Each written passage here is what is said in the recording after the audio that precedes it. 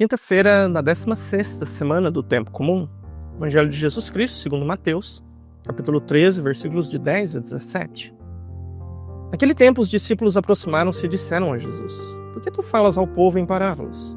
Jesus respondeu: "Porque a vós foi dado o conhecimento dos mistérios do reino dos céus, mas a eles não é dado.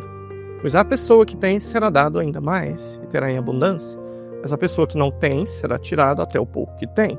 É por isso que eu lhes falo em parábolas, porque olhando, eles não veem, ouvindo, eles não escutam, nem compreendem. Desse modo se cumpre neles a profecia de Isaías.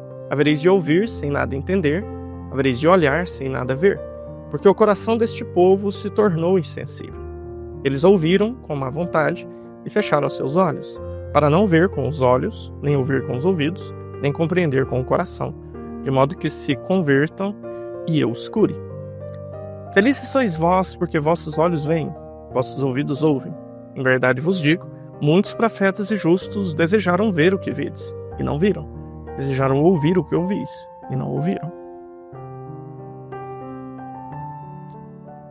Amados irmãos e irmãs, estamos aí então continuando essa questão das parábolas de Jesus, e Jesus hoje dá aí uma justificativa do porquê que ele usa essas parábolas, né?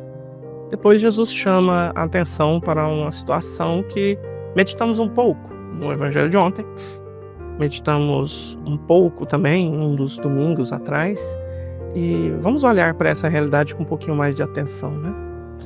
O coração deles está endurecido, o coração deles ficou endurecido.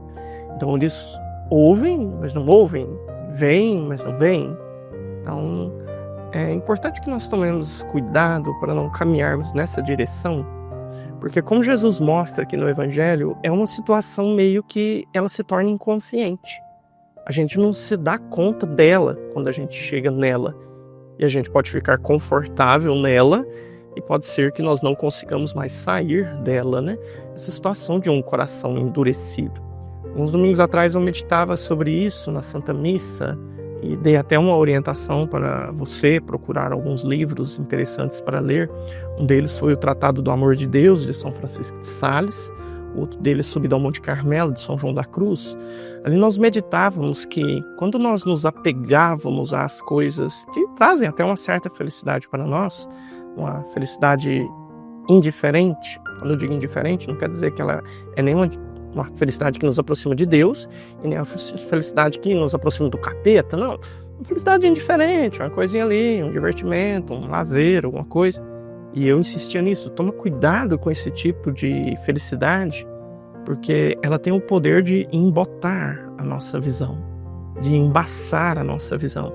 E nós nos apegamos tanto a essas coisas que nos dão uma certa satisfação aqui no mundo, mesmo que não sejam realidades pecaminosas.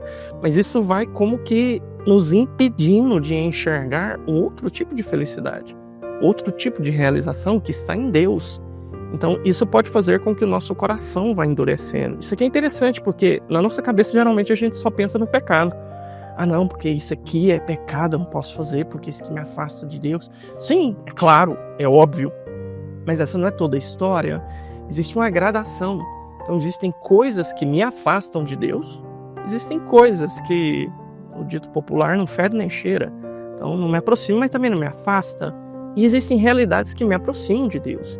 Então é importante que você seja capaz de buscar com afinco, com intensidade, coisas que te aproximam de Deus. Claro que aqui vai ter que ter um equilíbrio, né? Vai ter aquele cara meio paranoico que vai falar: então, a partir de hoje eu não vou escutar mais nada, vou ouvir só música religiosa e coisa e tal, porque eu não quero me aproximar de uma coisa que não me aproxima de Deus. Não, você vai ter que ter um equilíbrio, tá?